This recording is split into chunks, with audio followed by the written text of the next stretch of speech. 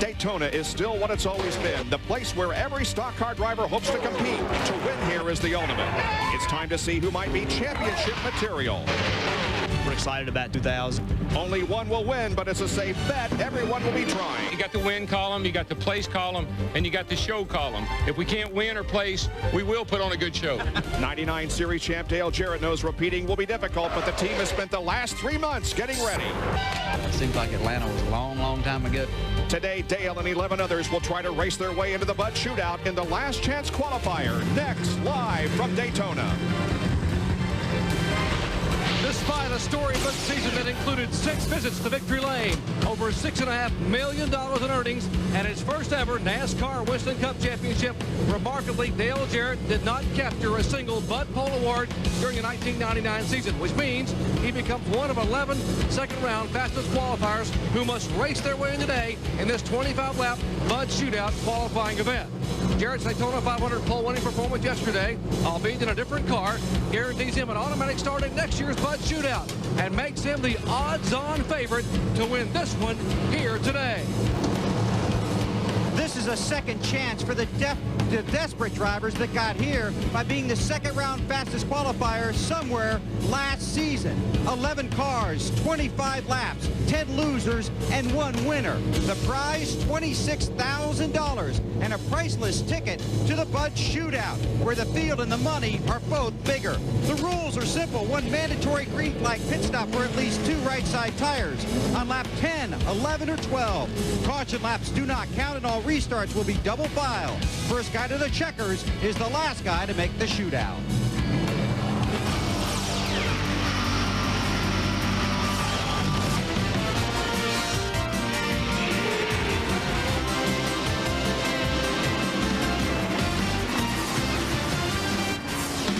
ESPN, the worldwide leader in sports, and the National Association for Stock Car Auto Racing welcome you live to Daytona International Speedway for the Bud Shootout Last Chance Qualifier. Hi everyone, I'm Bob Jenkins. Welcome back to our continuing coverage of Speed Weeks 2000. Until a couple of years ago, the names of the fastest second-round qualifiers from the previous year were put into a hat, and one name was drawn at the NASCAR Winston Cup banquet in New York City to determine the final starter in the Bud Shootout. Well, they don't do that anymore. They race for that position. That's what we're going to be determining in the next hour, the 15th and final starter in the Bud Shootout later this afternoon. We welcome Benny Parsons to the broadcast booth today as usual, and also the newest member of our ESPN ABC broadcast team, Ray Evernham. Benny? A lot of changes with the NASCAR Winston Cup car since the end of the 1999 season. An all-new Chevrolet Monte Carlo. The Ford Taurus has changed both the front and the rear. Only the Pontiac Grand Prix remains the same. And Ray, in this 25-lap shootout qualifier, will the guys use this as a test session for the new cars, or is the emphasis on winning? Benny, the format for this race doesn't really allow you to learn a lot about your race setup. 10 to 12 laps with a green flag pit stop, put on 2 right side tires, 12 or 13 more laps. You're not going to learn a great deal about your race setup, but what you will learn is how good your motor is compared to somebody else's, and just how these Tauruses and Monte Carlos will drive in the draft. Well, the cars are on the backstretch warming up. We have 11 starters, 25 laps, and just 1 winner here in the Bud Shootout qualifier, the first race of the new millennium. Back at Daytona International Speedway, we are live for the very first race for the NASCAR Winston Cup drivers in the year 2000. It's the Bud Shootout qualifier. Here's the starting lineup. Ricky Craven on the pole in the Midwest Transit Chevrolet. Jimmy Spencer, who won the qualifier in '98 alongside in the big Kmart Ford. Jeff Burton will start inside row number 2. Alongside him, Rick Mast. Kenny Wallace and Dale Jarrett make up row number 3. The 4th row, Darrell Waltrip and Stanton Barrett. In row number 5 for today's race, Dave Marcus and Jeffrey Bodine. And Terry Labonte starts back in 11th position. Now, Derek Koch was going to start this race, but he's decided to concentrate his efforts on getting the car ready for second-round qualifying, and he will not be in today's race. A couple of drivers have dropped to the back because they missed the drawing. Stanton Barrett and Dave Marcus will go to the rear of the field. Dave Marcus was testing the IROC cars, unable to go to the draw, and Stanton Barrett had a sponsor obligation, so they will see him at the rear of the field. Pace car lights are atop the pace car, off the racetrack, just about to go green. And the 2000 NASCAR Winston Cup season is on. This is not a points-paying race, but it's very important to find out how your car will operate for the twin 125s on Thursday. And already we're seeing some movement. They're 4 wide, 3 wide going into turn number 1. DW down on the apron of the racetrack. Right now they're 3 wide. Spencer on the outside, Craven in the middle, and Jeff Burton on the bottom. And they stay 3 wide down the backstretch. Darrell Waltrip to the inside, Craven in the middle, Spencer to the outside. They head to the end of the backstretch. And who's going to win the race there? Will they go 3 wide through corner number 3? Yes, they do. They're stacked up 3 deep all the way back. Wow. I think I had Jeff Burton and Darrell Waltrip's car. Ooh, contact! And Kenny Wallace, Rick Mast in trouble. So Stanton Barrett right here at the tri-oval area. 3 cars involved. There's Stanton Barrett's car, badly damaged in the front end. Now, most drivers are not in the cars that they will be running in the Daytona 500, but Stanton Barrett is. He just possibly could be. We see some serious damage to the Square D Chevrolet of Kenny Wallace. But Ray, when these guys run 3 abreast in the first couple laps, just seems like something like this always has to happen. Well, Benny, you're jockeying for position. You don't want to get hung in that middle. At that point, there were 3 rows, 3 deep, and what they needed to do was get out of the middle. Coming out of turn 4 here, the track has got some little bumps in it. There's a new shock package and 180-mile-an-hour wind. Imagine standing in a 180-mile-an-hour hurricane. So the cars are moving around a little bit. It looks like they just got together there, Darrell and Kenny, and it got Kenny loose. And Jimmy Spencer, I believe, made contact with the outside retaining wall. He was trying to avoid Kenny Wallace, and I'm not too sure that Spencer didn't graze the outside wall. But you're right, there's a lot of damage to Stanton Barrett's car. So the caution comes out. Here is the replay again of what happened. Watch that big K marker on the outside. Doesn't he hit the wall? Yes. With the right front. And we see Stanton Barrett ran in the back of Rick Mast in the 41 car, Larry Hedrick's car. So the caution is out here at Daytona. Now these caution laps do not count. 25 laps of green racing in this Bud Shootout qualifier. We'll be right back. Caution at Daytona in the Bud Shootout qualifier. A crash before the completion of lap number 1. Now let's set the rules for this race. The field consists of the fastest second-day qualifiers from 1999. Now the starting positions were determined by a random draw.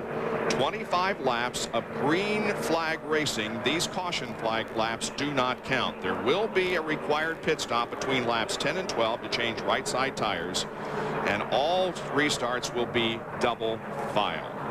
So they will start this race from the beginning because we did not complete 1 lap. Now let's take a look again at what happened in this incident coming off of corner number 4, right? Well, when you are 3 wide at Daytona, you do not have room to maneuver. There's a bump right there for the tunnel.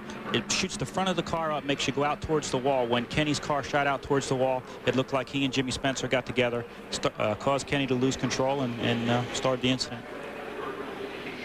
Rick Mast, Stanton Barrett, and Kenny Wallace are those 3 cars right now, and Jimmy Spencer's car also sustained some damage. Let's go down to Jerry Punch, who's with Rick Mast. Well, Rick, the car may be crunched, but you look pretty good. What happened out there? Well, you know what, Jerry, it's the first race of the year. Everybody's nervous and jittery and wanting to go, and before millions of TV audience people and here, and I guess you just lose your mind. That's the best I can say. I mean, we got 3 or 4 wide on the back stretch. They're beating on each other. We go in turn 3, they're beating on each other. We go in turn 4, they're beating on each other. And you can't get out of it. You got to stay in there because this is our hot dog race, man. And they finally get together off of 4 and they just get crossed up. And I didn't have anywhere to go, but I think, come on, guys, let's run 2 laps before you get to beating on each other, But they couldn't do it. So, but like I told the guys, maybe this is the end of our bad luck for the whole year. From now on, it'll be good luck the rest of the day, the rest of the year. I look forward to this race every year, the Bud Shootout or the qualifying race. Seems like we're always in it. It's always a lot of fun, but never got taken out that early here. Hey, maybe your good luck will come back next Sunday for the 500. Yeah, you know what? I always enjoy coming to Daytona. I always do fairly well here, and we've got a good car. The guys have worked hard. We've got a lot of people behind us, and looking forward to all of it, man. Rick Mass, an early exit here today. Let's check in with Bill Weber. Well, Jerry, Ricky Craven was the pole sitter for the start of the shootout, so obviously he will take the field back to the green flag when we resume. One thing to watch for, a little faster pace. Craven has told his crew he believes they need to work on the transmission and gear ratio, that basically he does not accelerate well at the slow speed he brought the field with to the green flag. So this time he and the crew have talked it over. He will try and get there at a better rate of speed and then be able to climb up through the gearbox and accelerate faster. His slow start at the beginning of this race might have contributed to those cars bunching up. So, Ray, what would they do? Change the ratio in second gear for a better restart? There's nothing that they can do right now, Benny, during this race. They'll have to build a separate transmission. Right now, you run a different transmission at Daytona, Michigan, Martinsville. Restarts and track position on the very first lap are very, very important. They need to keep that engine RPM to its most power. Still under caution, so we'll get in another break here. We have completed no laps in the Bud Shootout qualifier. The three-car accident. Back with more in a moment. Back to Daytona. Winston Cup drivers are competing in their first race, but on Thursday it was media day and an opportunity for some of the drivers to do interviews and get their pictures taken, but all that is forgotten now as the Bud Shootout qualifier is about to get restarted. Jerry? And while we were in break a moment ago, Bob, Jimmy Spencer came in. Crew chief Donnie Wingo brought him in. He was involved in that shunt just a moment ago. They came in and changed all four tires to make sure there was no cuts in the tires. They beat on both front fenders, and Jimmy says he thinks that the toe end is okay. The steering wheel is just out of line a little bit, but he thinks the car should drive okay. So 4 tires, some fender repair work for Spencer, and he's back out. Well, Dale Jarrett, who started 6th in this race, right now is on the outside pole because the outside row had a problem with Rick Masters falling out of the race, and Jimmy Spencer has gone on the pits, which has allowed Dale Jarrett to move up right on the outside pole. That might be bad news for the other competitors. It certainly is. If they're going to have something for Dale Jarrett today, there are 2 other former Winston Cup champions in that field, and they're going to have to team up and go after them. All right, getting ready for the restart now as 8 cars remain from the original 11-car starting field. Jeff Burton there on the inside of row number 2 along with Jeffrey Bodine. Pace car pulls off. And we can see that Craven already is trying to bring the cars down a little bit faster than the last time. Green flag, here we go again. And Burton way down to the apron of the racetrack. Again makes it 3 wide into the first corner. And he's going to punch himself out into the lead. That's Jarrett up on top, but Craven battles back in the middle now. And that's Darrell Waltrip right behind Jeff Burton on the inside. And Ricky's certainly not going to want to be in the middle when they get to turn 4 again, or we'll have a similar incident to what we had. But it looks like they are going to go 3 wide through the corner. And here comes Terry Labonte, one of the former series champions Ray was talking about, the Kellogg's car, up on the outside with Dale Jarrett. Oh, and they made it 3 wide. They made it over that bump. Now they're going to make it to the end of lap number 1, and I have no idea who led the lap. It was either Jeff Burton, Ricky Craven, or Dale Jarrett. They were almost dead even as they hit the line. It's pretty impressive that 50 car staying in the middle of that pack all by himself. And Jeffrey Bodine has taken the power team car to the pits. Look at this. Ricky Craven moves up on the outside and has the lead. First lap at 167.128 miles an hour. That will go up very substantially on the second lap. Bill Weber. Jeff Bodine on and off of pit road. New right side tires might have cut something after running through the aftermath of that earlier crash. Down to complete lap number 2 again, right at the line. Jeff Burton with a very slight advantage over Ricky Craven. Waltrip and Jarrett running 3rd and 4th. And they're stacked up 2 by 2. Ricky Craven in that 50 car has Hendrick power in that automobile, and we see that those Chevrolets are pretty doggone good. DJ, I think the 88 car Guys, give me some room. Ricky Craven was fastest second-round qualifier at 2 races in 1999 at Homestead and here at Daytona in the Pepsi 400. Ray, why is Craven running so high up in 3 and 4? Any ideas? Don't know exactly what gear he's got in the car, Benny. Again, going back to transmission and gearing, he might have to run up high to carry momentum, keep that car free, and carry speed down the straightaway. Now Jeff Burton decides to duck in behind Ricky Craven.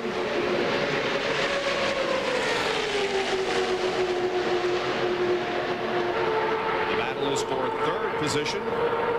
Darrell Waltrip down low and Dale Jarrett up high. Down to Bill Weber once again. Jeff Woodine back on pit road, this time for left side tires. He has complained about an equalized or a flat tire. It wasn't one of the right, so they had to bring him back in to change the lefts. He's being held on pit road probably for coming down pit road too fast. Darrell Waltrip's looking pretty racy, isn't he? He sure is. I'm surprised that Dale Jarrett in the Ford 88 hasn't made his way to the front. Dale did win the pole for Sundays a week from today, the Daytona 500, and his teammate Ricky Rudd on the outside for the 500. Starting positions back of that will be determined in the 21-25 qualifying races this coming Thursday. And at the back of the pack, I thought they were going to go 3 wide. Well, Spencer wanted to go 3 wide. When he got down to turn 1, Dave Marcus in the 71 car kind of took that option away, and we see Spencer had to back off the throttle. And Ray tells us what happens here when you just back off the throttle. Well, you don't turn a lot of RPM with a restrictor plate engine, so any RPM you give up, it takes you a long time to gain back. And when you let off of that throttle, it takes you probably a full lap to gain back the momentum you had before that. And we can see Spencer now about 10 or 12 car lengths behind Terry Labonte and Dave Marcus. You can see that Jeffrey Bodine has made his way out onto the track, and he's in the pack, but he is not on the same lap. Battle there for 3rd position, Waltrip and Jarrett. Terry Labonte is right behind Dale Jarrett as they head for the first turn. Up front, meanwhile, pulling away from the others who are running side by side, Ricky Craven and Jeff Burton. The one thing those guys got to be thinking about pulling that far ahead is if they hit pit road after lap 10, are the other guys going to come with them, or are they going to hang them out there alone? And again, that required pit stop will come between laps 10 and 12. Oh, look at Dale Jarrett. Oh, yeah. He was about 15 car lengths behind last lap. He has closed up right on the bumper and is trying to get by Jeff Burton. Has gone by Jeff Burton. Boy, it didn't take him long to catch up to those two. And now Jarrett putting considerable pressure on Ricky Craven, the leader. And here I was worried about Dale Jarrett.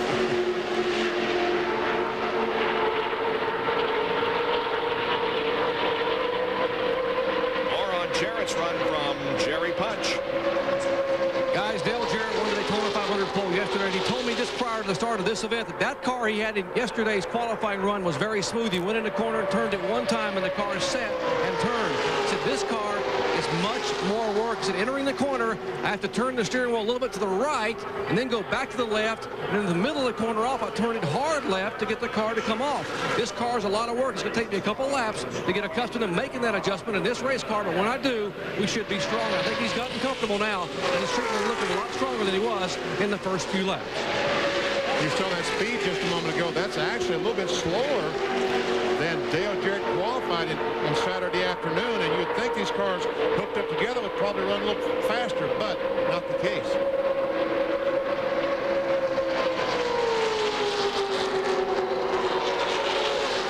Seven laps completed.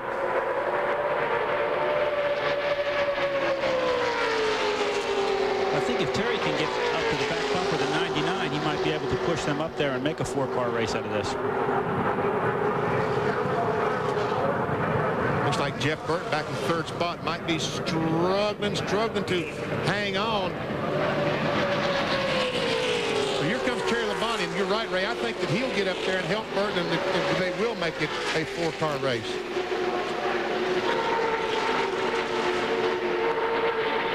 The afternoon, you're going to be seeing some overhead shots courtesy of the Bud 1 airship and Budweiser, the official beer of NASCAR. They remain the same with Craven leading Dale Jarrett, Jeff Burton running 3rd, then Labonte, Dave Marcus, Darrell Waltrip, those drivers trying to catch up to these lead two.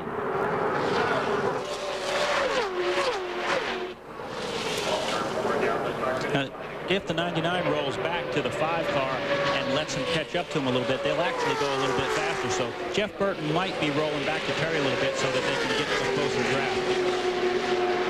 That's an awfully good point.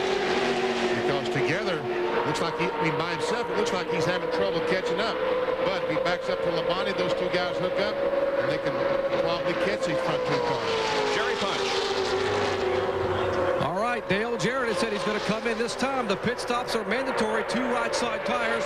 He said at the beginning of lap number 10 or before the end of lap number 12. So remember, DJ and other guys have a lot of new guys going over the wall. 6 of the 7 guys that will go over the wall for the quality care team in year 2000 are brand new. And here he comes, peeling off. It'll be 55 miles an hour. As they hit the brakes hard, Terry Labonte behind him. Here comes Craven. They're almost 3 wide on pit road. Bill Weber. Some of these guys like Craven have to come all the way down pit road. A long run for them. DJ's in his stall. All 5 guys over the wall were former Rainbow Warriors from a year ago. Barry Muse the Jack as they changed right side tires. Bill Weber. Craven fast on the track, but his team now being tested on pit road. Can they be as fast as their driver? The 88's away. The 99 will follow. Long stop for Craven. He's the last to leave pit road. Labonte also headed for the exit. Craven will come out in 4th position as Dale Jarrett got the work done the quickest, and he will lead the field back out. How about that Terry Labonte? Ray, you and I talked about it yesterday afternoon. It looks like Labonte used some Martinsville-type brakes for this pit stop today. Absolutely. Last year when we were here with Jeff Gordon, we picked a little bit too far up pit road, didn't have big enough brakes on the car. Jeff couldn't get the car stopped. Guys are putting bigger brakes on these Daytona cars so they can run harder to the pit. If you can gain 1 second coming in, that's 300 feet on the racetrack, Benny. Darrell Waltrip and Jimmy Spencer on pit road, Jerry. DW, the winningest active driver in NASCAR, gets right side service. He is down and away less than 9 seconds. Good pit stop for the Kmart team.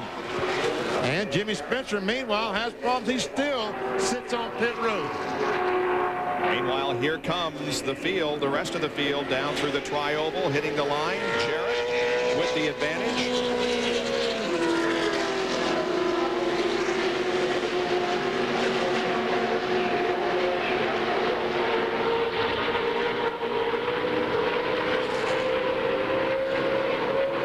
Well, there was a mad dash to pit road when the opportunity to pit, and look at Terry Labonte. That's what I was talking about. Look at those brakes. Look at those tires smoke as he slams on those brakes. That was probably a little bit closer than Terry wanted it, but he really made a good move coming in like that. Man. Looked like he was running 40 miles per hour faster than those other cars, and it's gotten him right now to 2nd spot. 12 laps completed for Dale Jarrett, and Jerry is with Jimmy Spencer. Well, Jimmy, not what you wanted to do today is talk to me before it's over, after it's over, maybe. But what put you out? I broke the transmission coming down pit road. My own fault, you know. I couldn't win the race the way I was running. I said, well, if I have a heck of a pit stop and get 2 or 3 seconds gain there. But Kenny Wallace just on the first lap, I don't know, he spotted my storm clear, and I was there, and that just messed our whole day up. You know, I feel bad for the Kmart team, and it's a long week yet. All right, he's able to smile as he walks away. Bill Weber? Vibration for Ricky Craven. He had to come back down pit road for right side tires, guns the engine, and takes off. Very disappointed driver and crew. Well, Ricky led 7 laps of this race. He has led the most laps so far, but Dale Jarrett is now out front. There goes Dale Jarrett. Now we see Terry Labonte and Jeff Burton have gotten hooked up. And we'll check our monitors and see if they're gaining. We'll start gaining on DJ. Well, the fastest lap that time was by Burton at 188.056. These two guys about 1.5 seconds behind Dale Jarrett. The only chance they really have of catching him is working together, because I believe it's going to take 2 cars to beat that 88. And the 50 car, Ricky Craven, despite all of the other problems, in addition to all the other problems, will be penalized for speeding on his pit road exit.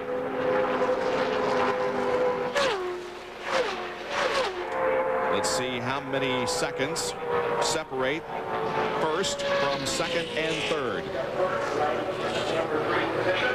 A little over 1.5 seconds, BP.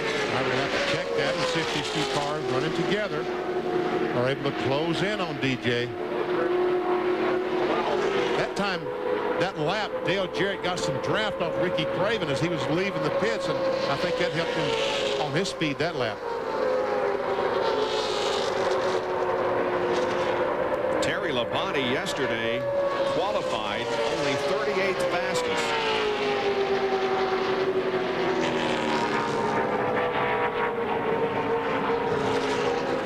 Jeff Burton was 14th quick in the Bud Pool qualifying yesterday. Well, we got 10 laps to go. This completes lap number 15. Let's check the interval once again, see if it's, well, it's just about the same. As a matter of fact, they lost 1/100th of a second. That 88's a strong car. That's kind of bad news for everybody for the rest of the week. I was going to say, is this an omen for the whole year to see the 88 out front? Down to Jerry Punch. If you're wondering how the former Rainbow Warriors did in their first ever pit stop for Dale Jarrett, try 7.6 seconds for 2 right side tires. No wonder he's out front. Bill Weber? Could be a triumphant reunion for Gary Dehart and Terry Labonte. Dehart back on top of the toolbox for the first time since leaving the team a while ago. Remember, this was the combination that took Terry to the Winston Cup Championship just a few years ago. Gary returning this year as crew chief, hoping he can celebrate a victory their first time out on the track. And Jarrett continues to pull away from these two. Now 1.7 seconds. That's pretty amazing, Benny. Robert Yates and Doug Yates, all those guys at the Yates Engine Shop, they work hard on the restrictor plate program, and he's been the king of the engine program for quite some time. If you're just joining us, the voice you just heard, and a man who will be with us for the IROC coverage on ABC and ESPN, Ray Evernham. We join him,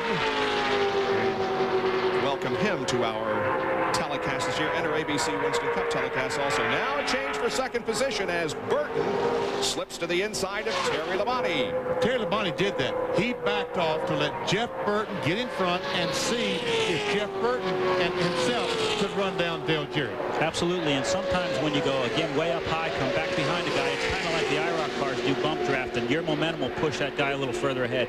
They're searching right now for a combination that will help them track down Dale Jarrett, but doesn't look like they're going to have much luck. Great observation up there, because that's exactly what they did. They talked it over on the radio. They weren't catching Jarrett with the 99 behind the 5, so they switched spots to see if that'll help him.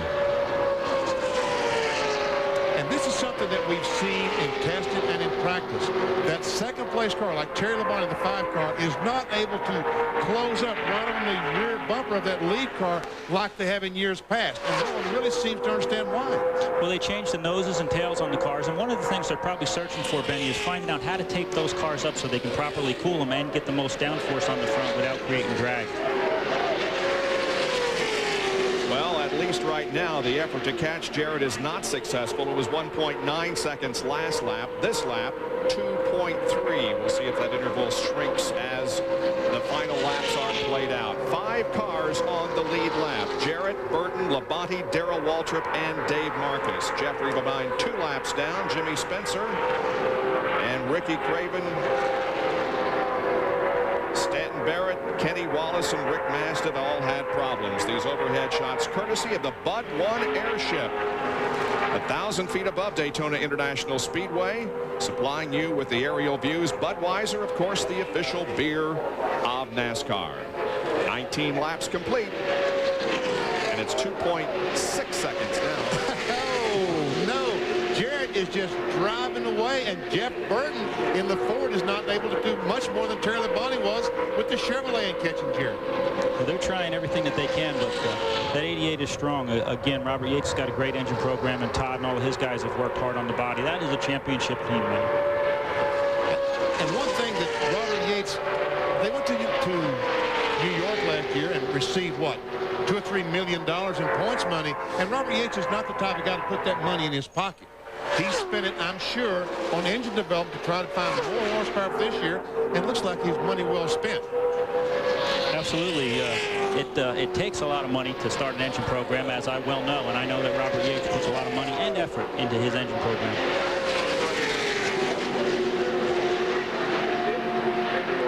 With less than 5 laps to go now, Jarrett is driving away. up to almost 3 seconds, the interval between himself and the second and third place runners, Burton and Labonte.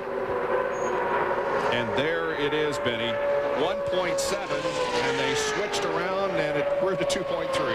And look at Jarrett. He's running around this racetrack wide open, never lifting off the throttle. And we can see that 47.7, 47.7, just how consistent that car is. And that's the one that doesn't drive good, right, Benny? Yeah, that's the best car is in the Daytona 500, right? Now remember, the winner of this race will go to the tail, the 15th starting position in the Bud Shootout, which is coming up on CBS about 12:15 this afternoon. And don't forget also that we will be back here live at 1:30 for the Protocol 200 for the Arca Bondo Marhide Series, and then following that at 3:30 the Goodies Dash race that was held yesterday here at Daytona. So you are in the right place today for all the activity at Daytona. I'll tell you what, those guys in the Bud Shootout right now must be looking at the performance of Dale Jarrett and say, wow, we got to try to beat that guy in about 30 minutes. Jerry Punch on pit road. How relaxed is Dale Jarrett right now? Well, he and Todd Perry are discussing as DJ goes by what they want to change on the car for the Bud Shootout. DJ is giving him the water temperature, the oil temperature, talking about maybe changing some air pressure in the tires. The car a little bit tight right now, thinking about what might happen if they're in traffic. He's not in traffic now. What might happen if he's in traffic for the next 25-lap shootout, trying to win that one, because DJ will be coming to victory lane if he wins this thing, and the car will be headed back to the garage for refueling and preparation for the next 25-lap shootout. So he and Todd Perry won't be able to talk until DJ comes back in that car again later on today. The winner of the last chance qualifier the last 2 years has finished 4th in the actual Bud Shootout.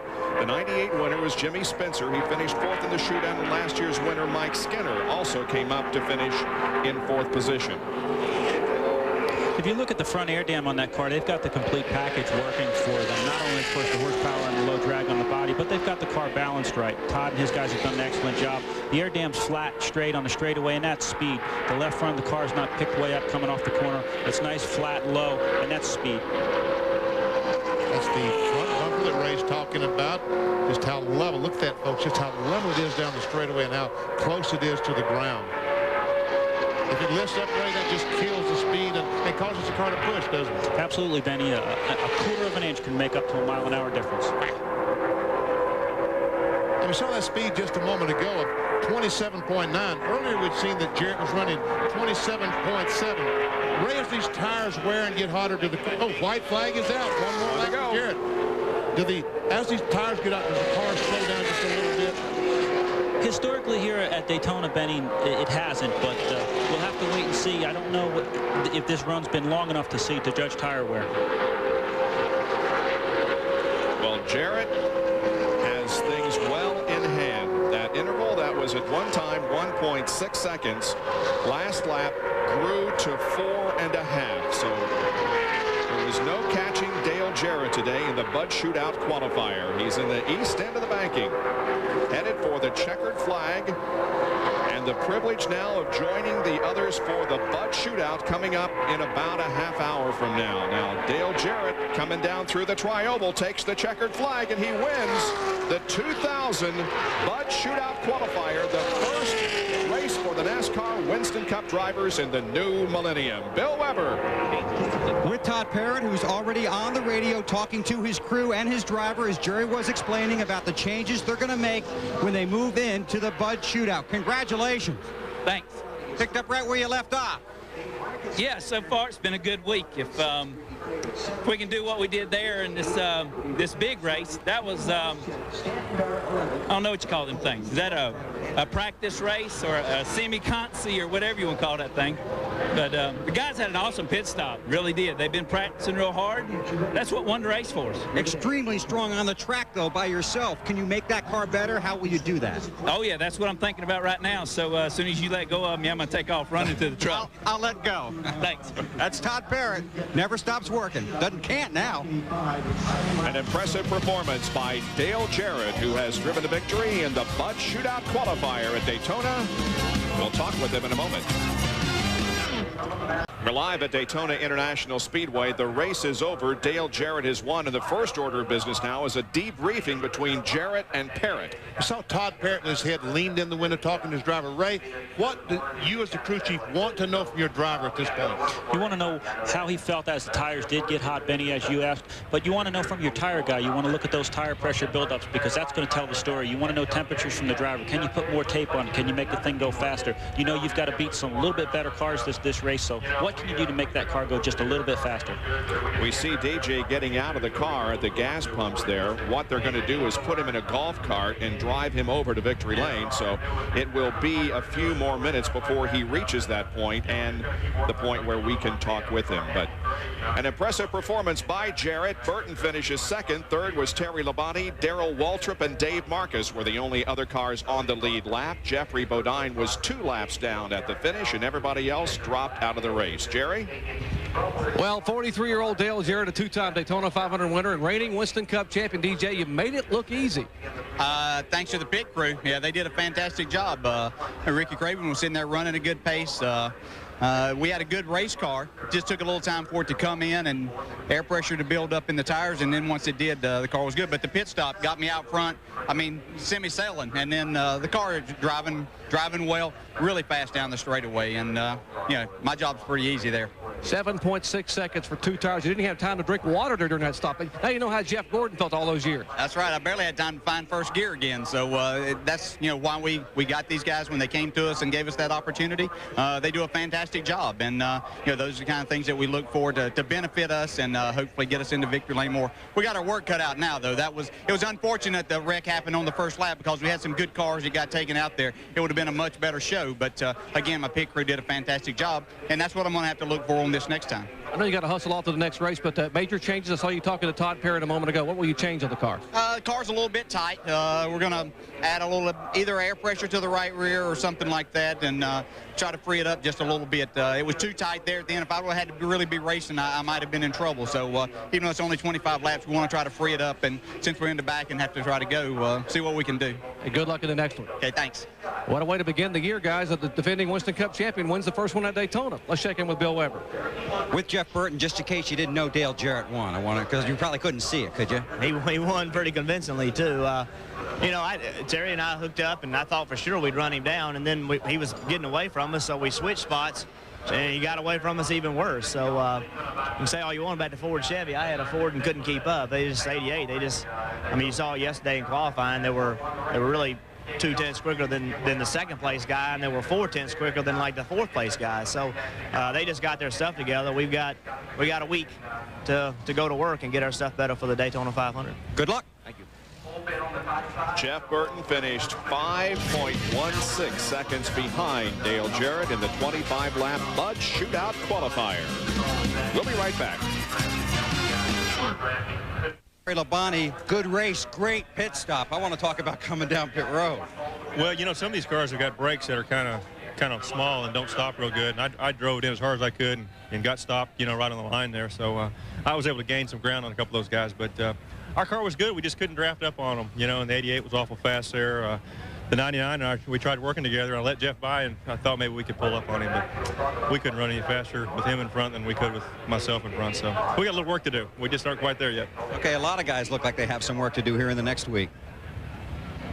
Well, the Bud Shootout now is the next order of business. That will be on CBS. Now, Mark Martin is going to lead them to the green for that race with Sterling Marlin alongside, then Tony Stewart and Ward Burton in row number 2. You see the rest of the lineup there, and Dale Jarrett, who just won the qualifier, will drop into 15th last starting position for that 25-lap event.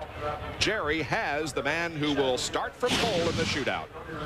And that would be Mark Martin, a new, healthy Mark Martin, able to smile at 100%. And Mark, first of all, your thoughts on what you just saw Dale Jarrett do a moment ago. Pretty impressive.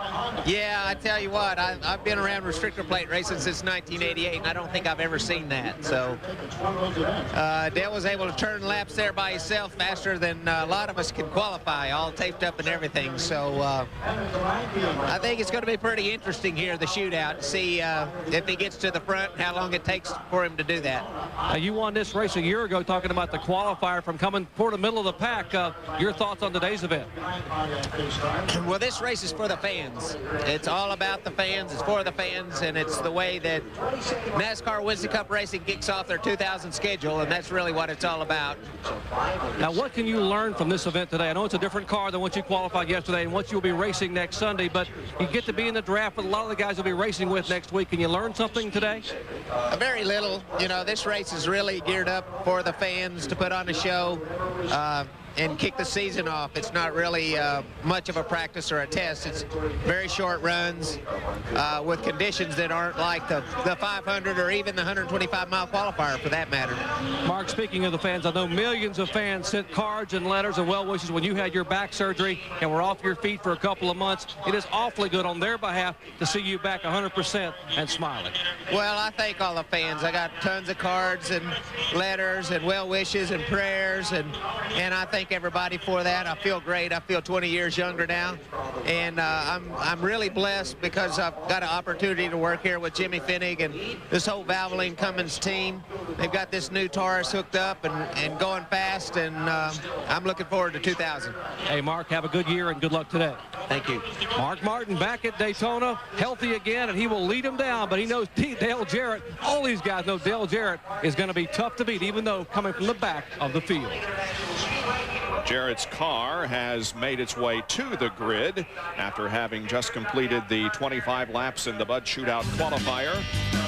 Just as we were about to complete lap number 1 in the qualifier, this incident as Kenny Wallace was into the wall, that set off the chain reaction. Jimmy Spencer's car was damaged out of the race. Stanton Barrett and also Rick Mast along with Kenny Wallace. Back with more in a moment.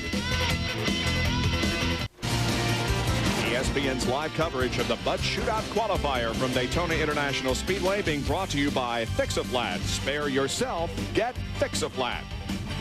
A reminder that RPM tonight will keep you updated on all the activity at Daytona International Speedway and elsewhere in the world of motorsports. Tonight at 8:30, Reese Davis has the report on the Craftsman Truck Series, which competes here at Daytona for the first time. You'll have a preview of that. Also AMA Supercross and report on the Indy cars and the kart series with Robin Miller. Down to Bill Weber. With Darrell Waltrip, that's supposed to be a fun race, but it was only fun for one guy today. Oh, if I was up on the truck watching that race and I was in this next one, I'd just go to him, bring the car back in. Hey, that cat's on the road right now. That thing is flying, and I run alongside of him there for a long time, and I thought, hey, this ain't too bad. But as soon as he cleared me, man, he took off like he had an afterburner. So anyway, I'm happy with my car. I had a good car. I was able to race and got off to a pretty good start here. Really decent pit stop, you know, and so overall, I'm pretty pleased with what we did. Okay, we'll see us Thursday. Yeah, what happened over there with Spencer? They all got together, and you had a better seat than I did. Oh, you don't know, do you? I know. Oh, do you know? Jerry. All right, Dale Jarrett's teammate Ricky Rudd will start 9th in the Bud Shootout, and Ricky driving his first race in a Robert Yates car. You got to be awfully pleased about what you just saw your teammate do. Yeah, it's pretty remarkable. Dale, they definitely had a heck of a race car. Dale drove a good job. So, you know, pressure's on me. I got to do it. And I know Dale will be coming up from the back, so maybe I can hitch a ride. We know we can get through that traffic. Could you two work on what you might be able to work on next Sunday in the 500 when you start side by side on the front row? Well, I think for sure we're going to try to work together. You know, Dale's out here to try to win the race. I'm out here to try to win the race. But in the early stages, if we can use each other, I'm sure we're going to do it to both our advantages. Hey, good luck to you. Thanks, Jerry. Ricky Rudd starts middle of the pack. Dale Jarrett will come from the very rear of the Bud Shootout, but they'll be teammates before this one's over here today. Well, Dale Jarrett wins the Bud Shootout qualifier. There were 4 different leaders, and a reminder that at 1:30 this afternoon, back here live at Daytona, we'll have coverage of the Protocol ARCA 200. And then after that, we will have the Goodies Dash Race, so an afternoon of competition. And I tell you what, in the ARCA race, we're not going to see those cars running nose to tail. They're going to be trying to pass each other. A bunch of inexperienced race car drivers, and it's always a very, very exciting race. Again, here's a look at the lineup for the Bud Shootout, which will be next over on CBS. If you'd like to watch it there, Mark Martin has the pole position for that race. I want to thank you guys for inviting me up. There's only seems to be 2 things I can do in life, race or talk about it. So thanks for giving me the chance to sit up here and talk about it. Our pleasure, Ray. And the rookie stripes are off the microphone, and Ray will be with us again for our ABC coverage of NASCAR Winston Cup races and the IROC series for the year 2000. Well, can Jarrett drive from the back of the pack and win the shootout, BP? Yes, he definitely can. What we saw in this Bud Shootout qualifier, he definitely can.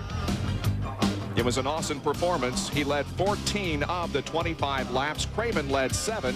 Darrell Waltrip and Jeff Burton also led 2 laps in that race. Bill Weber? Well, so far, obviously, the biggest story of this weekend is Dale Jarrett. 1 lap or 25 laps. He's been extremely fast. Can anyone beat him? We're going to find out in the shootout. There have also been some surprises, including, say, the 32 car. There might be more of those in the coming days. Jerry? And we'll also find out about the Pontiacs. They may have been the big sleepers this week in qualifying and practice. We'll see what maybe Ward Burton here has, or possibly Bobby Labonte and Tony Stewart, the Joe Gibbs cars. Are the Pontiacs as strong as people expect them to be? Well, we'll find out. We know that DJ is strong, and he and his teammate Ricky Rudd will be making a move to come to the front in this one. What a beginning to the year 2000 here in NASCAR. Bob? All right, thank you, Jerry. Coming up next on ESPN, we invite you to stay tuned for the Parker Bone Third Empire State Open for PBA bowling. The average speed of the race just completed, won by Dale Jarrett, 181.015 miles an hour. He beat Jeff Burton and Terry Labonte by just over 5 seconds. A very impressive performance. Thanks for joining us. Remember, we'll be back here at 1:30 for the ARCA race and then the Goodies Dash race at 3:30 this afternoon. This has been a presentation of ESPN, the worldwide leader in sports. For more, log on to ESPN.com, part of the Go Network, go.com. At Daytona, each February, winter's grayness fades when a special racing season bursts into life. It's the start of a new NASCAR season, and for last year's fastest drivers, it's the time for the Bud Shootout. Mark Martin with his first Daytona victory, winning the Bud Shootout. 99 shootout winner Mark Martin looks to repeat. Challenging Martin, a familiar face with new crew, new questions, no excuses. For Jeff Gordon, he expects to win. Second in last season's standings, Bobby Labonte wants to start this season off with a victory today. And oh yeah, teammate Tony Stewart, he's no rookie anymore. 15 stock car superstars, 25 laps, over $500,000 in this dash for cash.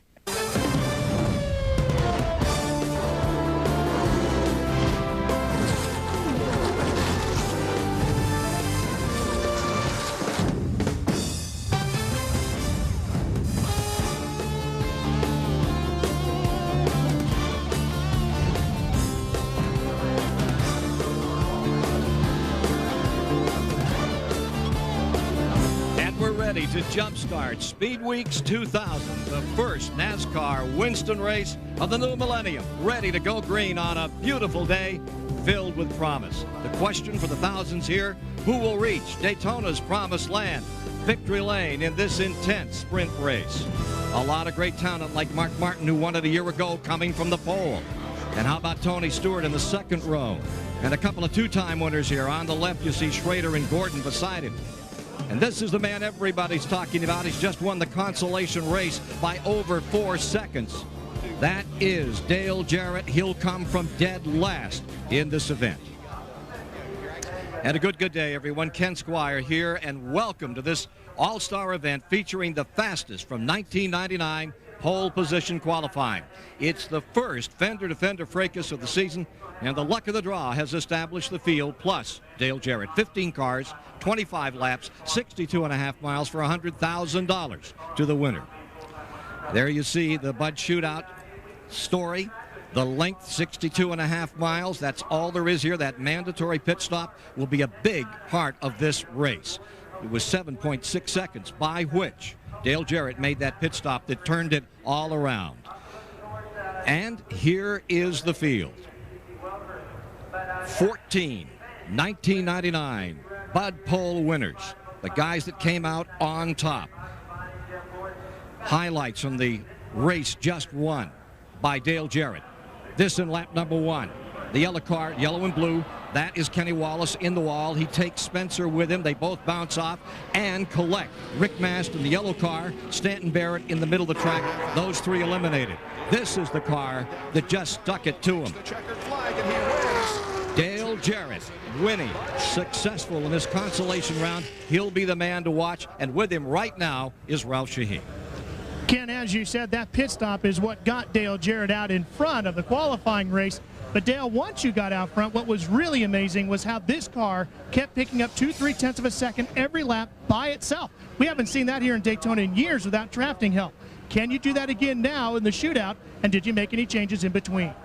We made a couple of changes. The car was pretty good, but a little on the tight side, so we made some adjustments there to try to free the car up a little bit. You know, this is going to be a different story, starting back here, and these guys, a lot of good race cars here, so we'll have our work cut out. Yeah, it'd be pretty amazing if we could get to the front. My pit crew does the same type job that they did the last time. That's going to make up a lot of spots in the pits. So we've got a shot at them, but we'll just have to see how everything goes. Got a fast race car, just have to be smart with it. Nobody has ever won this race from the 15th starting position. Now let's check in with my colleague on pit road, the man in charge of Speedway Illustrated magazine, Dick Berggren. Thanks, Ralph. This is one tough race. Just ask Jeff Gordon. He was in contention to win this thing the last 2 years in a row. 2 years ago, transmission trouble, lost it. Last year, slid through his pits, lost it. Can you make any mistake in this shootout and still win? No, that's what I told my guys before this. Before we came out here. I said, hey, you know, we just can't make any mistakes because I've pretty much lost this race the last 2 years in a row for us, and I don't want that to happen again. We've had great race cars and a real opportunity to win this race several times, and we'd like to do it again. And hopefully I can just keep everything smooth, get in that lead pack, come in, make a great pit stop, and go out there and try to pull away. Now, Ricky Rudd will tell you how tough this race is, too. 1984, end over end, side over side. He's been here 11 times. Fifth is his best finish ever. But you got a great car. Can you win this thing today? Well, Dick, I think we got the equipment sitting there. I just hope we made the right adjustments during the week. And it's a fast race car, no doubt, and definitely the best ride I've ever sat in here at Daytona in quite some time for the shootout. So we'll have to see. I'm sitting right next to a guy that's always run good here. Maybe try to follow him. Let's go to Ken Squire. 15 stock car superstars are strapping in for the 22nd annual shootout here at Daytona. Welcome back to the Bud Shootout, part of Speed Weeks 2000 at Daytona, presented by Fritos. A quick look at the weather today. You could not have it better than what we're experiencing. Temperature in the low 70s and no wind. Big difference from yesterday at pole position qualifying time. Well, let's go topside with the folks that will be making the call on today's race with Ned Jarrett, Buddy Baker, and here's Mike Joy. Thanks, Ken, and hello, everyone. This is the first wheel-to-wheel action of Winston Cup style for Speed Weeks 2000. Well, Buddy Baker, to you in a moment, but we're going to go trackside to get the command and get all these fans and these 15 cars fired up. Gentlemen, start your engines.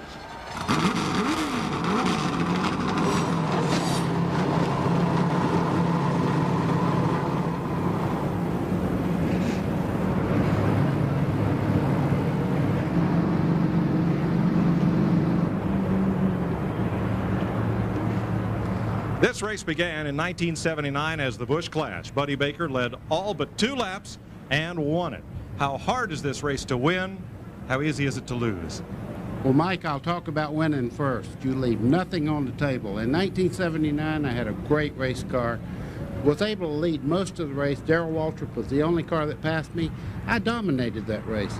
A little while later, I led 19 of 20 laps. It used to be 20 laps. Now you have a mandatory pit stop. That comes into play. But on the very last lap, down the back straightaway, the great Neil Bonnet went by me, and it was adios. So you never have it locked up. Strategy? Wide open, half turned over. Ned Jarrett, this is a big race. Over $500,000 is at stake, but everyone's eye here is on the big prize, the Daytona 500 next Sunday. What can these drivers and crews of these 15 cars learn that will help them a week from today? Mike, it's the first time that they've actually been in competition here. You know, yesterday was qualifying. Most of the preparation had been towards trying to get their car to go fast for one lap. But now the conditions will be closer to the Daytona 500, running in actual competition with other brands of cars, see how it works in the draft among other cars. So I think they can learn a lot here today that can apply to the Daytona 500. Chevy, Ford, or Pontiac. There are 5 of each in this field, and we'll find out when we look at the starting lineup here at Daytona right after this. Welcome back to Daytona International Speedway. Let's have a look at the starting grid for the 22nd annual Bud Shootout. There's the pole sitter, Mark Martin, making his 13th appearance in the shootout. He won it last year. Sterling Marlin finished second in this race in 1995 and 6. In row 2, last year's Rookie of the Year, Tony Stewart, along with Michigan pole winner Ward Burton. In row 3, 2 pole winners last year. That's Mike Skinner, who finished 4th in this race, and Jeff Gordon, a 2-time winner of the shootout. In row 4, Bobby Labonte had 5 poles last year. And David Green, who scored his first career pole at Miami Homestead. Some folks think this could be the Rudd Shootout. He won a pole at Rockingham last February. He's in this race for the 12th time. Ken Schrader won it in '89 and '90. Row 6, Kevin LePage. Last race of the year in Atlanta, he got his first career pole. And front row Joe Nemechek, the pole sitter here at Daytona last July. Kenny Irwin on the pole at Texas last spring. It's his 2nd start in this race, and it's the 14th appearance for Rusty Wallace, shootout winner 2 years ago. And watch Dale Jarrett to come from the rear as he just dominated the field in the Bud Shootout qualifier about 30 minutes ago. CBS Sports coverage of the 2000 Bud Shootout continues after this message and a word from your local CBS station. High above Daytona, providing aerial pictures of the Bud Shootout, the Bud 1 airship. Budweiser, official beer of NASCAR. 2 pace laps and we'll be racing. Dale Jarrett's crew huddled up. They have to change 2 tires under green. That's an integral part of the competition here in the Bud Shootout. And the new Rainbow Warriors for Jeff Gordon. This is a 2.5-mile racetrack, a tri-oval, 31-degree banking in the turns, 18 degrees at the start-finish line, and the backstretch is relatively flat at 6 degrees. Well, if you like Chevrolet, Pontiac, or Ford, you can see they're equal in this field, 5, 5, and 5. That's the manufacturer's breakdown. We'll have CBS race cams on board 5 cars in the shootout. Tony Stewart, that Joe Gibbs Racing Pontiac, last year's Rookie of the Year, will start 3rd, looking ahead at Mark Martin and the pace car. Our Lowe's onboard camera rides with Mike Skinner in his Richard Childress Racing Chevrolet, starting 5th, looking dead ahead of Tony Stewart. And right alongside Skinner, Jeff Gordon, defending champion of the Daytona 500, starting 6th in his Rick Hendrick Chevrolet. Our Circuit City camera rides with Bobby Labonte in his Joe Gibbs Racing Pontiac. Looking at Mike Skinner, Labonte starts 7th. And one of the happiest faces in Speed Week is inside that white helmet. That's Ricky Rudd, now driving for Robert Yates. And his Ford Taurus will start 9th. Ken Squire. 6-time winner in 1999 in the Exide Ford number 99. That Jeff Burton is here with us today, besides the fact that this fella Jarrett seems to have brought a Grizzly Bear to a lawn party out here, the way he went through that qualifying race. What did you learn? Well, I think we learned a lot. This is the first race with the new rules. NASCAR has mandated the shocks. They've mandated the rear springs, which means that everybody has all the same shocks. This was the first event that we had under those conditions. I think we all learned a lot. But the one thing we learned we didn't like was the 88 was too fast for us. Why is he so much quicker, Yates motor? Well, that's a good question. You know, to run well at Daytona, as anywhere, you've got to have everything. You've got to have horsepower, you've got to have the body, you've got to have a handling characteristic. It takes it all. It's not just one thing. And he had an incredible pit stop in 7 6/10 seconds to change those 2 tires. Great pit crew. All right, let's go to Ralph Shaheen. Ken, a little bit of a different theory as far as engine combinations with the Yates teams here for the shootout. Now, the 28 car of Ricky Rudd, they're actually running the same engine that they qualified with yesterday. However, the Dale Jarrett car is not. They're going with a different racing engine. To Dick Burton. Thanks, Ralph. One of the familiar teams in today's event has an awful lot new going on. Jeff Gordon has a new crew chief, a new team over the wall servicing the car. It's a brand new car, a new paint scheme. Even his spotter is new. There's a lot on the line. This is the first time all this newness has been tried in an actual race. Mike? That's the thing about coming to Daytona every February. Even everything old is new again. That paint job they'll run here this week, both for the shootout and for the Daytona 500, and then revert to their more familiar colors. About almost half of the cars that were entered in the Daytona 500 have a change of some sort, whether it's a paint scheme, sponsor, crew chief, driver change.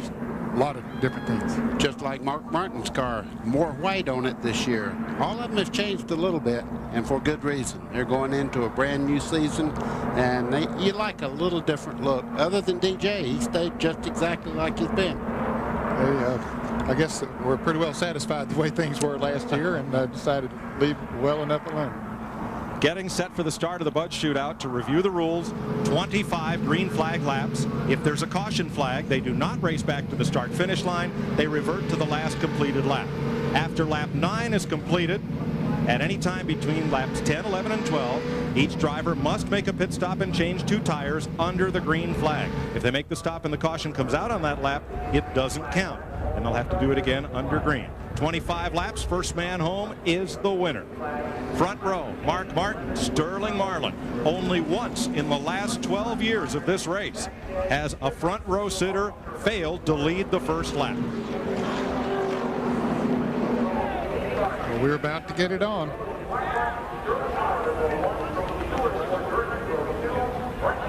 And the moment that fans have waited for since November. Speedweeks at Daytona, and the first green flag of Winston Cup competition is in the air. We're underway in the Bud Shootout.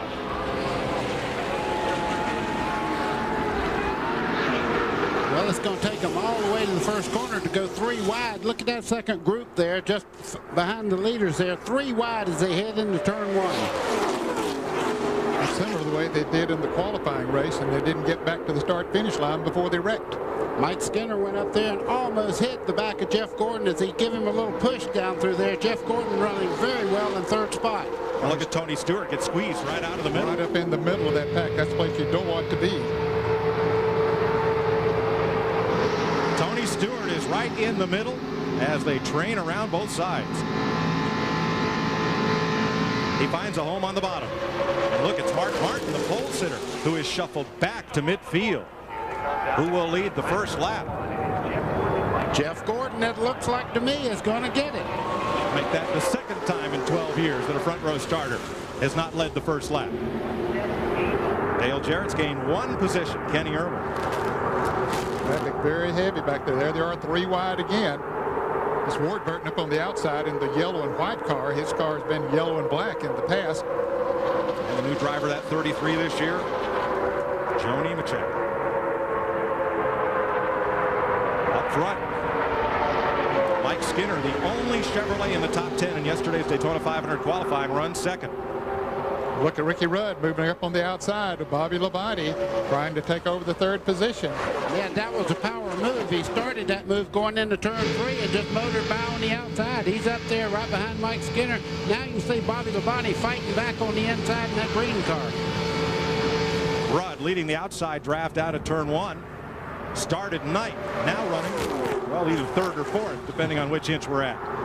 Well, now he's 4th, and the 20 car of Tony Stewart now got down on the inside groove, and he's following his teammate Bobby Labonte. Those 2 Pontiacs hook up. Gordon moves to the outside to block. Yeah, and that just tells you what teamwork is, because Tony Stewart had dropped all the way to the back of the field almost, got a good draft, got back on the outside there and made up a lot of time, but he's dropping back just a little bit. It looks like right now the first 2 cars are beginning to inch away. On the inside, Mike Skinner, 31, trying to haul pole sitter Mark Martin up toward the front. That outside line is hooked up very tightly. Ralph Shaheen. Mike, Kenny Schrader, I should say, in the 36 car, going to get all these new names and numbers together, was a little concerned about his oil pressure at the start of this race. It has finally come up. He says, now over the radio, I'm not worried about my oil pressure. Now I'm just worried about my blood pressure. I don't blame him. Stewart looks to the inside on Jeff Gordon. 2 former open wheel stars go at it for the lead. Well, there was a lot of concern and speculation in the garage area how much sandbagging, if any, was going on with the Joe Gibbs racing team. They didn't qualify very well for the Daytona 500, but they raced so well near the end of the year last year, winning 3 out of the last 4 races. Now Tony Stewart is showing that muscle in the Pontiac once again. But Ned, he's lost his teammate. The green car, Bobby Labonte, back in 5th place, is Stewart's teammate. And so now that team, for the moment, is split up on the racetrack. Yeah, but he's got a great drafting partner just behind him, Ricky Rudd in 3rd spot. Look back in the field. They're side by side going down the back straightaway. See Rusty Wallace there in the 2 car on the inside. Now we have a shuffle up near the front. Ricky Rudd has come to 2nd place. And on the inside, the 36 of Schrader. Upper left, you see our scoring rundown. That green box indicates a driver who has gained a position in the last lap. The red box next to the position, like Kenny Irwin there, indicates a driver who's lost a spot in the last lap. And Tony Stewart's hooked up with his drafting partner again, Bobby Labonte, as they go through the tri-oval and down towards turn 1. You can see it's quite crowded, 190 miles an hour plus. Stewart looking to get in line, no room. Maybe behind Mike Skinner, unless that hole closes up, and it does with the 2 of Rusty Wallace. Well, Rusty Wallace has made a nice move coming up from the back of the pack, getting up there among the front runners. Yeah, and they say don't go in the middle part of this draft. That has been an unfavorable thing as they gang up on him. Watch him slide back now. He does not have anybody directly behind him. Kevin LePage in the 16 may help him keep up, but right now he's dropping position. Rusty Wallace had come up to 5th place briefly. He was trying to, like toothpaste, to get squeezed out of that tube of cars either side, and it didn't quite work. He's got shuffled back. Mike, I get nervous when I see him jostling around like this. They're 3 and 4 wide down the front straightaway heading into turn 1. You just keep waiting on somebody to get over that invisible line there and create a problem. Yesterday, Fords dominated qualifying for the Daytona 500, but right now, there are only 2 of those Fords in the front 6 positions after 6 laps. I think the question is all about Dale Jarrett. Jeff Burton, what about it? He's lying dead last. Is he waiting for that mandatory pit stop? What happens is everybody gets bottled up, and everybody can run at the same speed as everybody else as long as you're all running together. That's what drafting's all about. He just hasn't found a groove that he needs to go in and try to find a fast lane. You can see the 22 car there, the 18 car. You know all those cars are fast. There's just sometimes there's nowhere to go. You just have to sit there and wait for a hole to open. And they're 3 laps away from that mandatory pit stop. Let's get back with Mike Joy. Sterling Marlin has now pushed his way toward the front, up to 2nd place. Up there behind Jeff Gordon.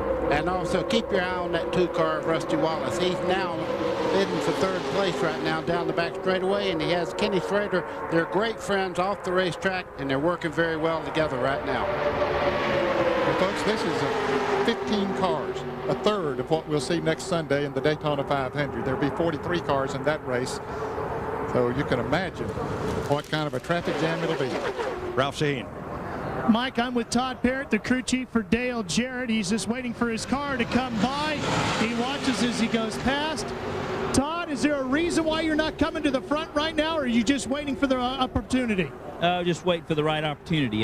Just being patient, seeing where we're at. No sense in getting a big hurry, and just see what happens.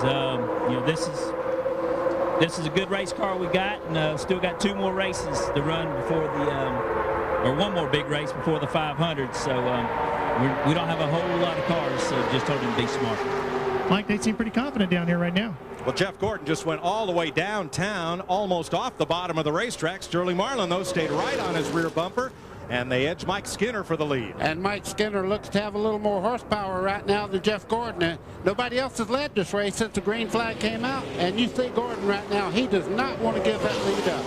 Marlin to the inside, all the way down to the yellow line. Schrader with him, Gordon down to block. The whole top lane's open for Skinner. In the top lane, Skinner, Rudd, Stewart, that bright orange car, Rusty Wallace, the man in the middle. Oh, don't go up. Looked like he just sort of drove up in that position. Jeff Burton, it looks up in front as if there's as much defensive driving as there is offensive driving out there. You use your mirrors at Daytona more than anywhere else. Probably you spend as much time looking in the rearview mirrors as you do the windshield. when a guy makes a move behind you, you've got to block him or the whole train's going to go by you. But the really big part of the race is coming up right now. Getting on and off the pit road is really big, and you can see 2 cars stayed out and the rest came in. Bobby Labonte and Dale Jarrett stayed out. Here's the rush onto pit road, and they are 3 wide as they come in. And I think that's the reason those 2 cars stayed out there. They didn't want to get bunched in all of that. Some of those cars lost some very valuable time just trying to get into their pit position. Oh, Mark Martin didn't get stopped, had run it over Dick Berggren. If Gordon, a good pit stop so far. Everything is going well for Gordon. He has gone, almost nailed his front tire changer. He is going to be the first one out of the pit. Mark Martin did nail his front tire changer, and the man who was knocked down, Mark Martin has limped across back over the wall. Apparently not badly hurt, as you see there behind the pit wall. That may have been either the front tire carrier, Dennis Ritchie, or the front tire changer, Robert Benfield.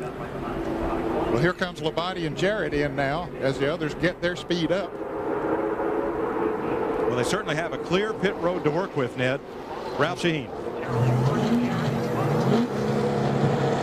Dale Jarrett's in his pit. Barry Muse has the car up with 1 pump of the jack. They are done and away as they change those right side tires, and Dale Jarrett storms back out.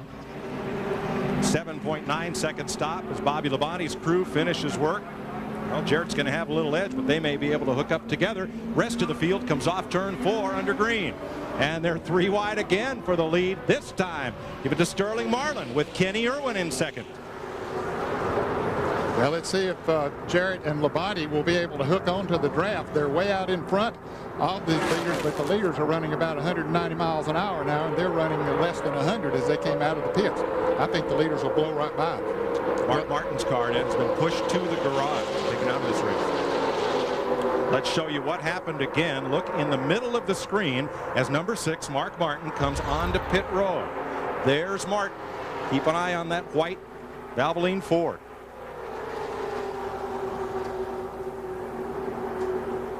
There he goes, right up on the windshield. You see, he didn't make it around in front of the car. It was knocked up on the windshield, falls down in front of the car there. Dick Berggren. Mike Garrett, the jackman on Mark Martin's car, is here sitting on the toolbox. He has injured his right ankle, apparently struck on that pit stop. You okay, Mike? Yeah, I think so. All right, he says he's okay. He's got a smile. We'll probably see him back out for the Daytona 500. Mike? Okay, we see here, Mike, that Dale Jarrett and Bobby Labonte didn't go all the way to the back of that pack. Several of the lead cars passed them as they had that momentum going, but they are right in the thick of the battle. Mike Skinner has gone to the garage area. There's our Lowe's in-car camera as Stewart takes it home. 2 cars out of this race, Martin and Stewart. Here comes Ricky Rudd on the bottom to take over second spot down the front straightaway. He's in that lead draft now. He's exactly where he wants to be. His teammate right behind him, Dale Jarrett. Halfway point of this race. Kenny Irwin right behind them. And that 42 car with that blue half green paint job. And here comes Schrader up the outside in that yellow number 36. Side by side, though, are they letting the 3 leaders get away? Right now, that is not helping them because the front 3 are running nose to tail down the back straightaway. 2 cars side by side like that just make a tremendous hole in the air, and it's like drag on both sides of the car. So they're really losing a lot to these guys that are, you can see it's about 20 car lengths up to the lead bunch right now because they are running nose to tail. The pack is now split into 3 groups. Marlin, Rudd, and Jarrett at the front. Schrader leading the second pack of 7 cars and then 3 behind. Here's our Fritos onboard telemetry with that white Ford, number 16, Kevin LePage, on the outside of Tony Stewart and Bobby Labonte. They need to stop this right now and maybe get nose to tail and try to catch the group because they're losing valuable time right now. Everybody else is single filed in front of them. I think they listened to you, buddy. They all got out in single file right there and said, that man knows what he's talking about. We better listen. And as a result, now Schrader has been able to catch up to that threesome that looked like they were going to pull away.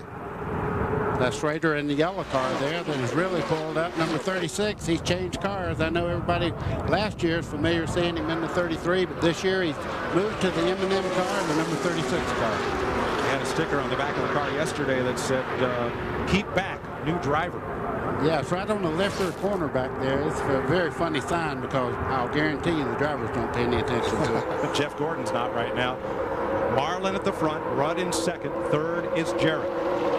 Schrader is fourth, Gordon is fifth. And they are beginning to pull away a little bit from that 6th place car of Rusty Wallace. There's Wallace on the left side of your screen, number 2, not getting enough drafting help from Bobby Labonte to push him up toward that front pack. Not yet. Bobby has picked up a lot on him the last lap, Mike, and he's gaining on him. I think that when they get to the start-finish line, he will be of help then.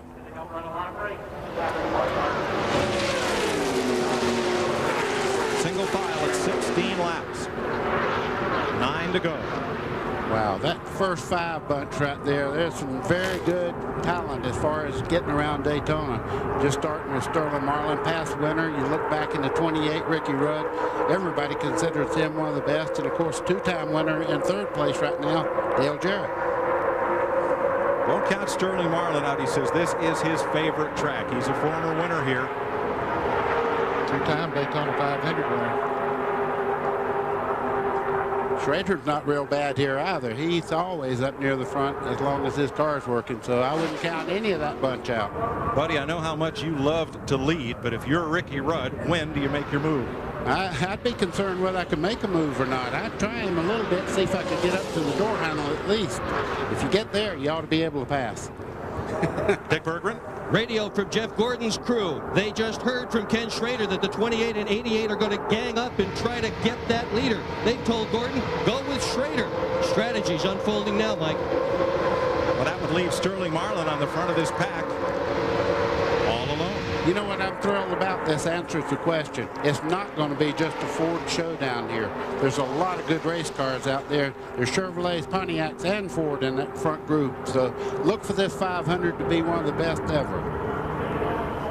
Rusty Wallace now has Bobby Labonte right with him, and those 2 cars together may be able to track down this lead train of 5, but that front pack is running so fast that's going to be a tall order. Yes, it is, Mike. As a matter of fact, they're pulling away a little bit now from Rusty Wallace and Bobby Labonte because they have run 5 together up there in single file, and they just continue pulling away. Here's our wrenchhead.com telemetry on board Joe Nemechek.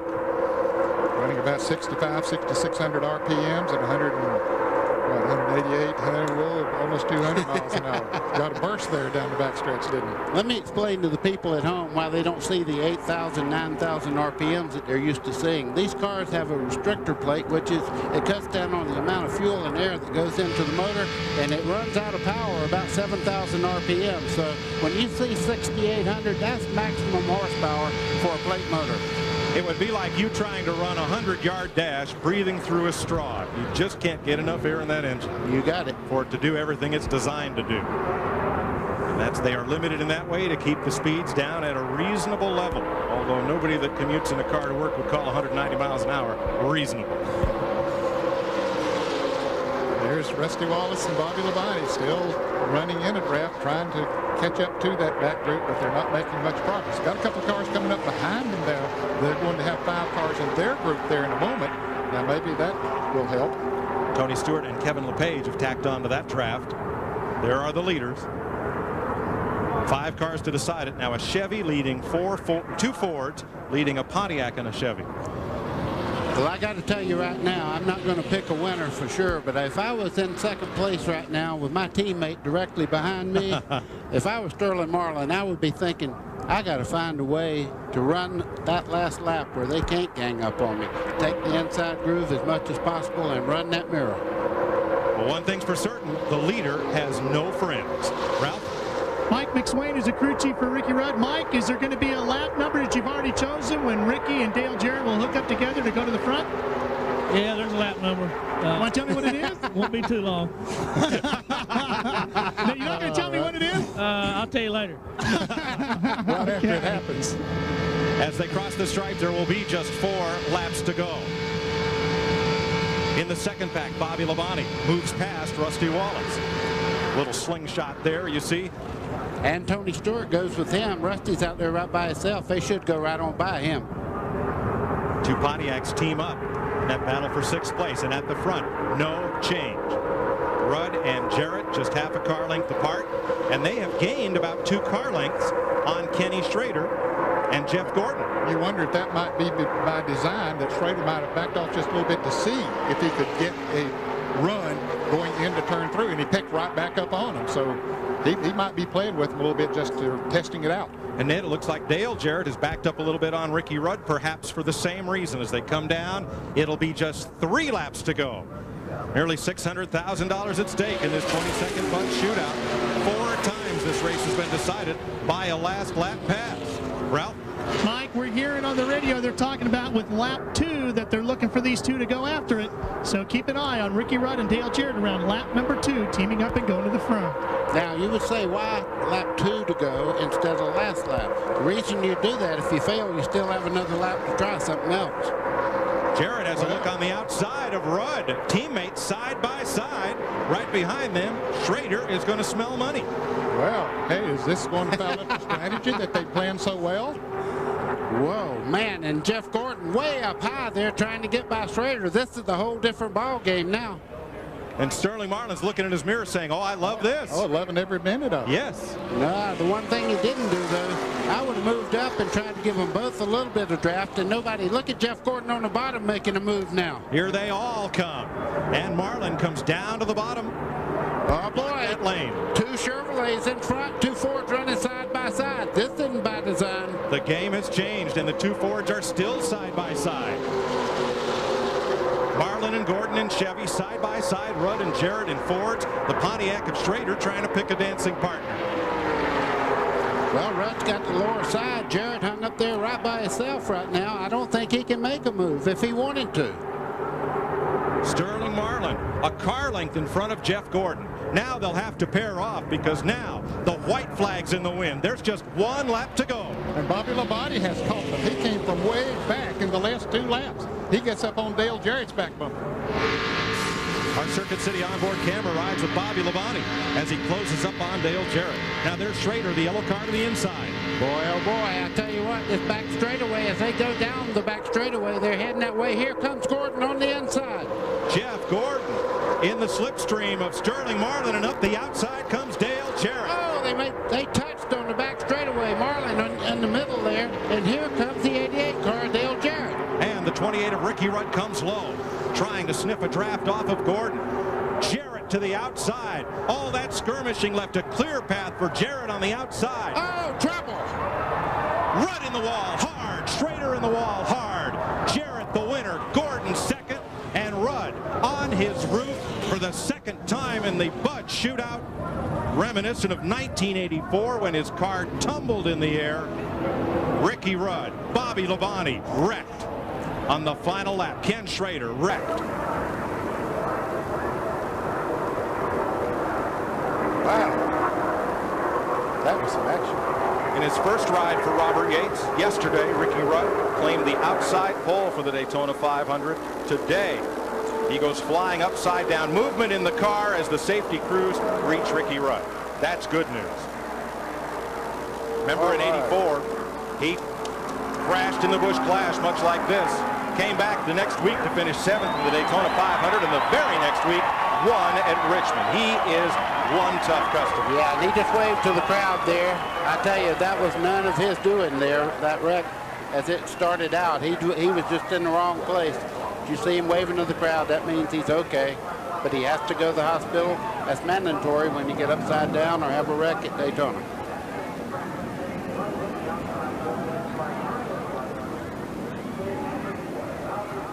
And he got a break when he got upside down also. He didn't get in the grass and dig in and start turning end over end. Bobby Labonte comes jogging back from his wrecked car through the infield grass. Looks like Bobby's going to run all the way to the ambulance. Spoiler check for Dale Jarrett by the NASCAR officials. There's Bobby Labonte. He is okay. But one of Joe Gibbs' cars is pretty well torn up. A wild finish to the first wheel-to-wheel Winston Cup action of Speed Weeks. But Dale Jarrett wins the hooligan race, the Bud Shootout qualifier, and now wins the shootout itself. There's Bobby Labonte's crashed car. Gonna have to lift the hood to hook up the record to it. And there is the fastest Ford in Florida. Well, I got to tell you something. I thought he had made a huge mistake when he got on the outside there because he had nobody drafting with him. And then all of a sudden, it looked like somebody opened the gate at the corral. Everybody went on up high, and that just moved him right ahead. Well, when Jeff Gordon got up beside of Sterling Marlin, I mean, that opened up a big hole of air for him to get some momentum going. You wonder if when he made the pass on, or tried to make the pass on Rudd, if maybe that was the planned move, that he's going to go to the outside and he had the momentum going, and I don't know what the situation would have been. It was a little strange that they would have made that move. Well, let's see, Ned. Let's watch him come off turn 4 for the final time. That's Rudd on the bottom in the black car. Bobby Labonte in the green car on the outside gets touched right there. You see him get crossed up and across into Rudd, turns him sideways. See Sterling Marlin, he makes evasive action there. He was also involved in that.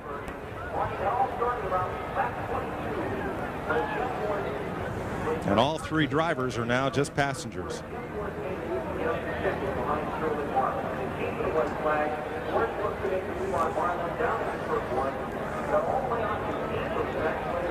Here it is again. Looks like the 40 car got into the 18 maybe a little bit and shot him towards the wall. And the 2 drivers that got the worst of it, Ned, Rudd and Schrader, had no place to go. Weren't even part of the start of it. Yes. Now, you could see the car of Sterling Marlin moving up the racetrack. A lot of times you'll get an arrow push off that corner up there. I'm sure he didn't mean to touch Bobby Labonte, but when he touched him, that just started the whole series. And of course, Ricky, he was just along for the ride once he got touched. These Winston Cup cars have several hundred feet of steel tubing in them. Here's what Ricky Rudd saw.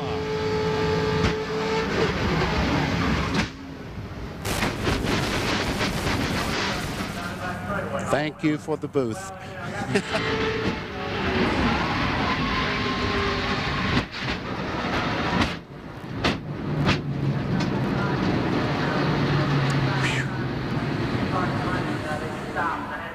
Tony Stewart.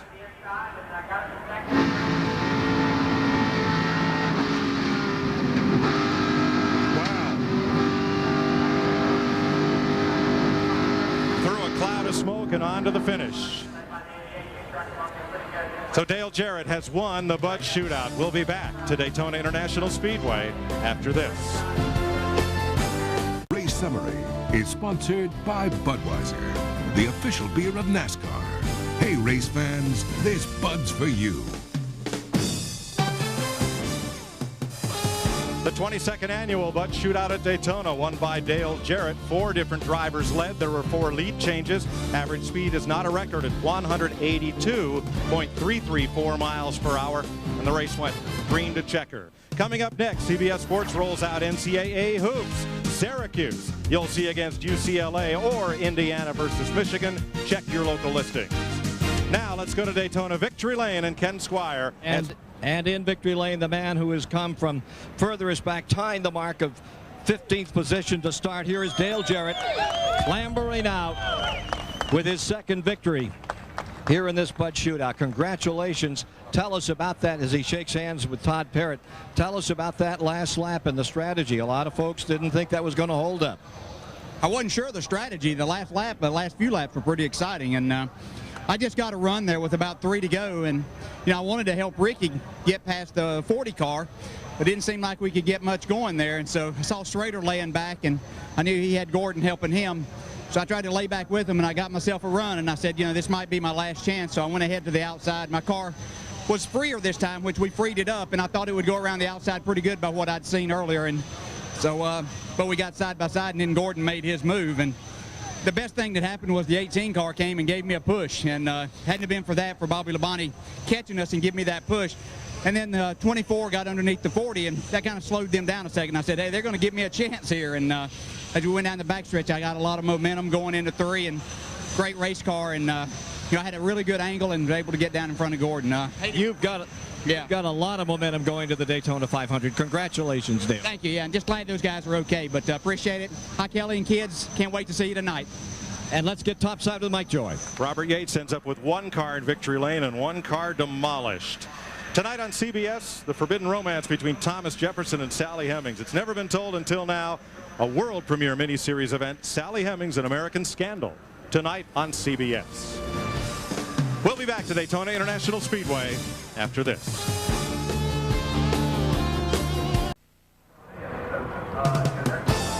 Welcome back to the Bud Shootout, part of Speed Weeks 2000 at Daytona, presented by Fritos. Coming up later at 3 p.m. Eastern Time, play continues at the Buick Invitational. The CBS Sports Golf Team brings you live final round coverage from Torrey Pines, where Phil Mickelson holds a two-stroke lead. Let's go to Ralph Shaheen. Ricky just walked out of the infield care center. Are you okay? And what happened out there, Ricky? Well, to answer your question, yeah, I'm okay. And what happened, I don't have an answer for that one. We were sitting really good, sitting second, right where I wanted to be, and we were going to make a move with 3 laps to go, and all of a sudden Sterling got a little jammed up over there coming off of 2. Something happened. I don't know, his car didn't look just right, so I went ahead and made a move a lap early. When I did that, Schrader was right behind Dale Jarrett, and things didn't work out like I expected. Next thing you know, I got shuffled back a little bit. But coming off of 4, I couldn't tell exactly what happened, but somebody started checking up. They got 3 wide. Somebody started checking up, and I was sitting around 4th at that time. And really saw it. I sort of squirted through that hole there, and I was going to end up about 2nd or 3rd, and was just getting ready to, man, I made it through there, and started relaxing. Next thing I know, I'm sideways in the fence. Somebody got into me from behind. I don't know exactly who it was. I don't know how it happened, but next thing I know, I'm upside down. Mike? So Ricky Rudd is okay after his second horrible crash in the Bud Shootout. There are your first 4, LePage, Schrader, Wallace, and Nemechek, and the rest of the field of the Busch Clash. We'll be back next Saturday with the Napa 300 and the Gatorade 125s, and next Sunday, the Daytona 500.